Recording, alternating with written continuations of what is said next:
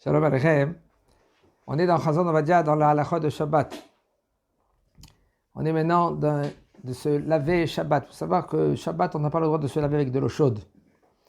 C'est sûr que si c'est de l'eau chaude qui se cuit Shabbat, parce que c'est très très fréquent en Chutz Laaretz, on appuie sur le bouton, on ouvre le robinet, on ouvre le robinet, l'eau chaude elle se déclenche suite à ça s'est déclenché avec du gaz ou avec l'électricité, et puis il y a l'eau chaude qu'elle descend. Ça c'est vadaï que ça c'est assourd, parce que tu cuis Shabbat. Aval, il y a le boiler en Eretz, c'est fréquent en Eretz le boiler, c'est des doudes chémées. Le doud c'est comment on dit doud en français, Ethan? Le doud c'est comme c'est de l'eau, c'est de l'eau, c'est une boule d'eau, un réservoir d'eau, que là, c'est avec l'électricité, ça chauffe cette boule d'eau. Maintenant, si tu l'as chauffée la veille de Shabbat, la boule d'eau, elle est bouillante. Quand tu vas ouvrir le robinet d'eau chaude, qu'est-ce qui se passe? Ça fait rentrer de l'eau fraîche dans cette boule d'eau.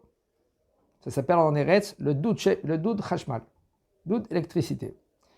Et l'eau qui est dedans, c'est bouillant, des fois 90 degrés. Si l'eau fraîche, elle rentre dedans, qu'est-ce que ça se passe? Ça se passe que ça cuit l'eau. Un homme qui fait cela Shabbat, il a transgressé, il est le Shabbat. C'est ça le lignon. Il faut faire très très attention à cela. Si c'est la veille de Shabbat, c'est maintenant beaucoup avant, par exemple 2h l'après-midi, Shabbat il rentre à 6h. Maintenant l'eau elle est tiède, elle est plus bouillante. Alors là c'est bon. Ah ben, si l'eau elle est bouillante jusqu'à la veille de Shabbat, mais va dire que pendant Shabbat c'est assourd d'ouvrir le robinet d'eau chaude. Doud shemesh. Le doud c'est on a dit la boule d'eau avec le soleil. Alors d'après Arav Ovadia, c'est moutard d'ouvrir même le robinet pendant le Shabbat. Pourquoi? Parce que qui c'est qui fait chauffer? C'est le soleil qui fait chauffer maintenant cette eau. Et là, on peut utiliser pendant le Shabbat, mais ça pour se laver des parties, pas la majorité du corps et tout le corps. Pour un enfant qui a moins que 6 ans, on peut laver avec de l'eau chaude. On parle de l'eau chaude, par exemple, de doud shemesh, avec le soleil. Et même si c'est par exemple de l'eau chaude qui est sur la plaque, la veille de Shabbat, on peut laver avec un enfant. Ça veut dire qu'il faut faire très attention à cela. Il faut, quand on met un peu de l'eau chaude dans l'eau fraîche, il faut savoir qu'on met un tout petit peu dans l'eau fraîche. Il y a beaucoup d'eau fraîche, parce que sinon, si c'est l'inverse, il y a beaucoup d'eau chaude, et on met un peu de l'eau fraîche pour un peu refroidir, pour pas que c'est bouillant. Qu'est-ce qu'on a fait maintenant? On a cuit l'eau. On veut faire un petit bain au petit.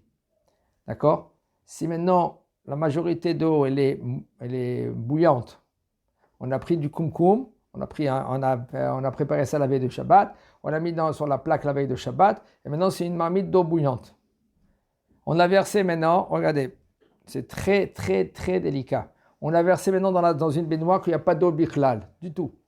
Maintenant c'est d'eau chaude, ça s'appelle klisheni, deuxième keli. Alors en général le deuxième keli il chauffe pas. Il ne cuit pas. Pourquoi? L'eau, quand elle était sur la plaque, ça s'appelle kli rishon. J'ai versé maintenant, j'ai mis dans un bassin, ça devient maintenant kli sheni. Aval, tellement kli sheni que c'est très très bouillant. Si je mets un peu de l'eau chaude, peut-être ça va être mevachel, parce que ce kli sheni là, c'est un kli sheni, l'eau froide. Le kli sheni, maintenant, il est bouillant encore. Il était à 90 degrés, maintenant peut-être il a descendu maintenant à 60 degrés. Mais 60 degrés, ça cuit. Alors, il faut attendre un peu que ça refroidisse de lui-même. Et après, doucement, si on veut verser maintenant, on met le doigt. Si le doigt, ça va, il peut tenir. Là, on met un peu d'eau froide pour un peu attiédir un tout petit peu pour le petit. Alors, tout cela, il faut faire très attention. Il faut apprendre dans les détails comment ça sera moutard, de poser la question même avec un rave qui est compétent. On parle, regardez, il y a une différence entre Ashkenaz et Séfarad.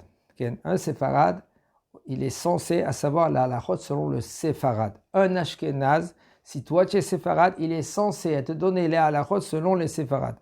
Et malgré nous, un que lui qu'il est séfarade, il va chez un rab que lui qu'il est ashkénaze, et le rab lui qu'il est ashkénaze, il lui dit pas maintenant je te dis les halachot selon que tu es séfarade. Combien de fois, comme une fois c'est arrivé avec Rav Ovadia, une fois il y avait, où il habitait, il voyait une mémé qu'elle descendait les escaliers pendant Pessah, avec une marmite dans la main.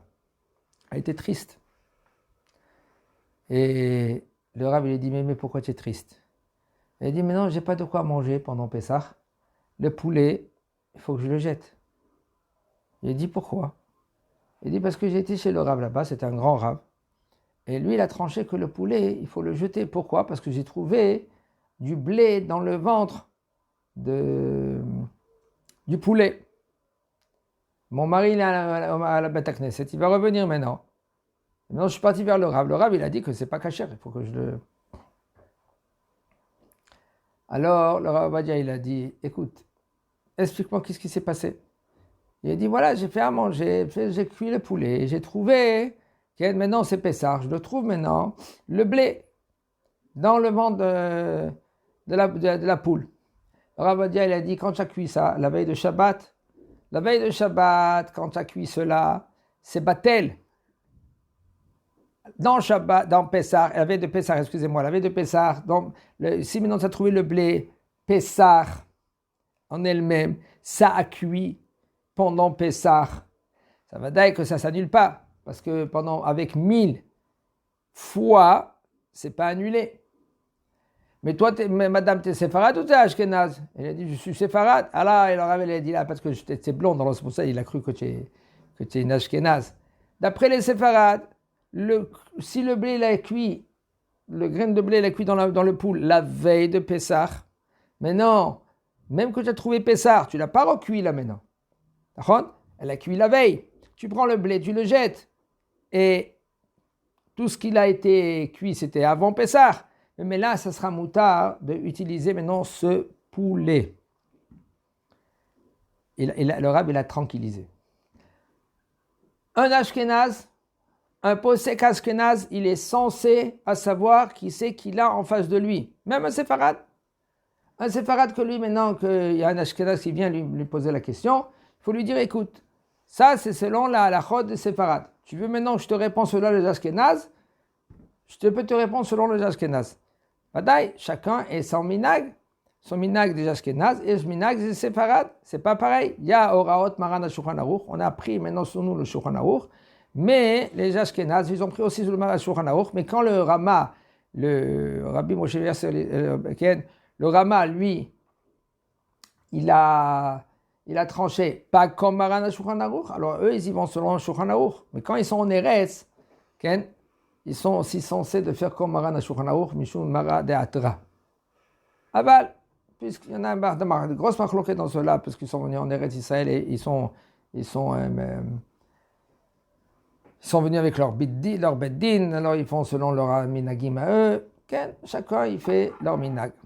Alors maintenant, ça c'est plus ou moins avec de l'eau pour se laver avec de l'eau chaude.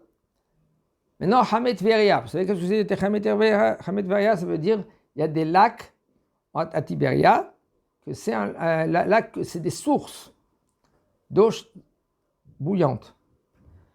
Alors on a dit déjà que c'est assourd de se baigner Shabbat dans l'eau bouillante, dans l'eau chaude. De se prendre une douche avec de l'eau chaude aussi, c'est assourd. Mais là, il nous dit le Rav, quand maintenant ils sont dans le trou où il sort les soufres, c'est un trou dans la terre, même qu'ils ont mis carrelage et tout cela, tu rentres dans la terre, il dit le Rav, c'est moutard de tremper là-bas, de se doucher, de se baigner là-bas. A Philoïm Amakom et Kouré, même si maintenant il y a un toit, il n'y a aucun problème. Et maintenant, qu'est-ce que ça fait? Zégo, comment? Une piscine qui est chauffée. Pas piscine, c'est pas piscine ici. Hein. Non, la guide, là chez les Béadama, c'est la terre. Ah bah d'accord, c'est assourd. C'est assourd. On parle maintenant de Hamet Veria parce que c'est pas chauffé, c'est pas chauffé c'est des soufres, c'est de soufre. C'est bouillant, mais c'est pas que c'est chauffé que par naturellement. D'accord? Ça c'est naturellement, ça vient de soufre. C'est pas le gazou chachamim. Maché gazou chachamim, qu'est-ce qu'ils ont institué? Ils ont tranché chachamim. Pourquoi? De peur que maintenant il cuit. Ils ont cuit, amixun gzerata balanim. Et là maintenant, même que tu vas transpirer parce qu'il y a le toit, quand même, c'est moutard. Aval, chez Bekli Asou. Mais par contre, s'ils sont dans un keli, ça veut dire qu'il transmet cette eau-là, il met dans une baignoire par exemple, ça c'est Asou. Chez Meyavo, la Bechameao. Pourquoi? De peur que lui, il va changer avec l'eau bouillante qui est cuite. Ils mettent comme on t'a dit là maintenant, ils ont chauffé avec des électriques, ou avant comment ils chauffaient? Avant, ils prenaient des pierres, de la ferraille, même des pierres, ils mettaient dans le feu, ils prenaient maintenant cette ferraille-là, ils le mettaient dans les bains, le bain il devenait chaud, et les gens après, ils se douchaient là-bas dedans, ils trempaient là-bas, dans des baignoires comme ça.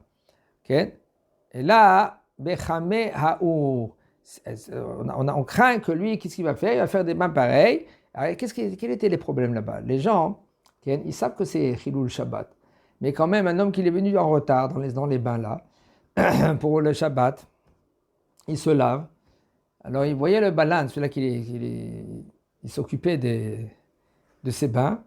Et le Shabbat, il est déjà rentré. Il dit, écoute, l'eau, elle est froide. Chauffe-moi maintenant ce bain-là. Qu'est-ce qu'il faisait? Il mettait dans le feu le morceau de fer, le gros morceau de fer. Et il prenait avec des grosses pinces comme ça et il jetait là-bas dedans. Et il faisait Chilul Shabbat. Avec le feu.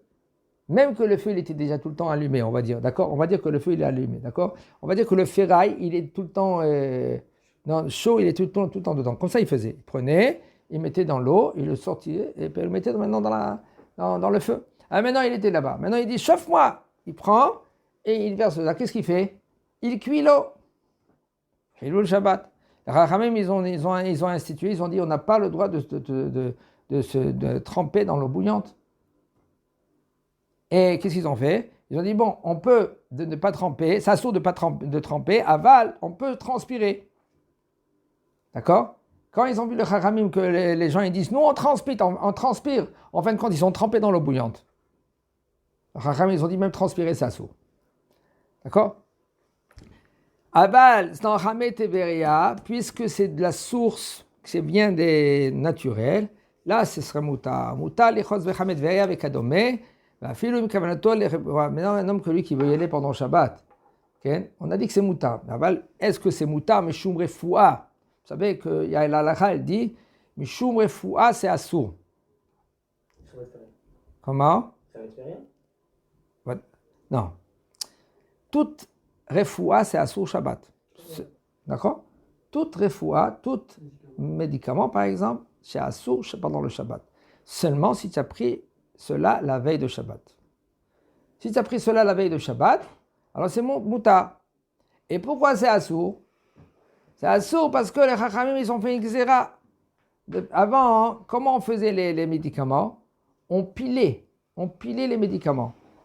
D'accord? Piler, c'est Tohen. Tohen be Shabbat, c'est Assour. C'est Hayab. D'accord? De moudre. Les grains. Les Chachamim, ils ont dit que ça, c'est Issour Torah. C'est un des 39 Melachot. Maintenant, les Chachamim, ils ont dit pourquoi les médicaments, c'est Assour? De peur que lui, qu'est-ce qu'il va faire? Il va moudre des médicaments. Il va faire des médicaments pendant Shabbat. Même de nos jours, la Xéra, elle est encore là.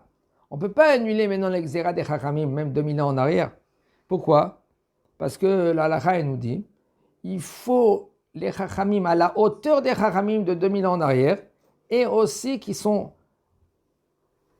avec minyan et binyan. Binyan, ça veut dire qu'avec la hauteur et avec la quantité des chachamim. Comme Bet Shammai et Bet Hillel, tous ces chachamim là qui étaient très très haut niveau, que nous de nos jours on n'a pas tout cela. C'est pour cela que la Xéra est encore là. Mais si tu as préparé la veille de Shabbat, comme quelqu'un qui a pris des médicaments la veille de Shabbat, alors là, c'est moutar de continuer pendant le Shabbat. Il y en a qui font attention, par exemple, s'il prend un cachet. Les akamol, par exemple, akamol, c'est machlok et acharonim dans cela. L'akamol, maintenant, c'est pas un cachet. L'akamol, comme Advil, comme l'aspirine, c'est pas le cachet qui guérit. Qu'est-ce qu'il fait? Ça calme la douleur, mais ça guérit pas. Qui veulent dire que sauf même l'akamol, si un homme il va prendre 1, 2, 3 fois, eh ben, ça peut le guérir parce que ça fait baisser la température de 40 degrés à 38, 37,7. Et puis en fin de compte, il devient doucement, il guérit. Mais en elle-même, l'akamol, la Advil, l'aspirine, il ne guérit pas. Alors, c'est pour cela qu'il y en a des poskim qui disent qu'il n'y a aucun problème de prendre l'akamol pendant le Shabbat. Pour un petit, moins de 6 ans, ça c'est sûr. On lui donne, il n'y a pas de question. D'accord?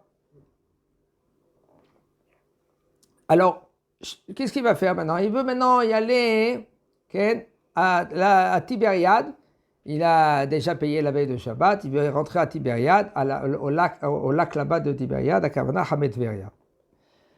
Il dit le Rav, ou même si maintenant son attention c'était pour Refoua. Pour Refoua, c'est se guérir. Puisque maintenant il y en a des gens qui sont en bonne santé qui vont là-bas, comme par exemple les vitamines. Les vitamines pendant le Shabbat. Un homme, on lui dit, voilà, ces vitamines-là maintenant, c'est bien de le prendre. Oui, mais je n'ai pas pris la veille de Shabbat. Tu peux prendre. Pourquoi tu peux prendre? Parce que la vitamine, même les gens qui sont en bonne santé, ils prennent des vitamines. Alors, ce n'est pas des cachets parce qu'il est malade. Ah, mais là, même la vitamine, ce sera moutard de prendre le Shabbat. Il dit le Rav qui puisque maintenant les gens qui sont en bonne santé, ils ont l'habitude de y aller à Hamet Veria, ils viennent là-bas pour kiffer. On ne voit pas cela, on n'a pas une apparence de voir qu'il fait ça parce qu'il veut guérir. C'est pour ça que c'est moutard. Rien n'a été ou de même, comme tout ce que l'on permet, c'est quand il va se baigner à Hamet Veria. Par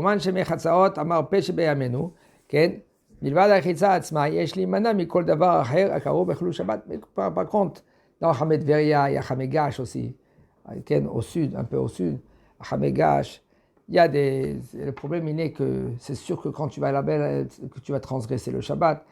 Il y a des fois, qu'est-ce qu'ils font? Ils font une rentrée spéciale pour le Shomrei Shabbat. Le problème il est là-bas que ça travaille le Shabbat. Alors, puisqu'ils font cela pour les gens qui sont un peu malades, et il y a des gens qui sont aussi religieux qui rentrent dans une porte à côté, ils ont un abonnement, et puis ils connaissent les gens, alors ils peuvent rentrer là-bas, et encore, c'est pas trop évident.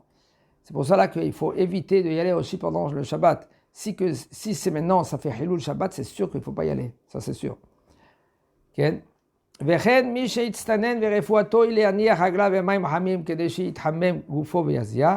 que lui il est un peu malade, il est enrhumé, et lui veut mettre ses pieds dans l'eau chaude, comme ça il va transpirer, il va guérir. C'est moutar la sotken, il peut faire ça pendant le Shabbat. On parle de l'eau qu'elle est chaude, qu'elle a cuit comme il faut. Avant le Shabbat, elle était sur la plaque. Même que maintenant, quand lui il va mettre ses pieds dans l'eau chaude, les gens ils disent ça c'est pour sa guérison. Quand même c'est moutar. Pourquoi?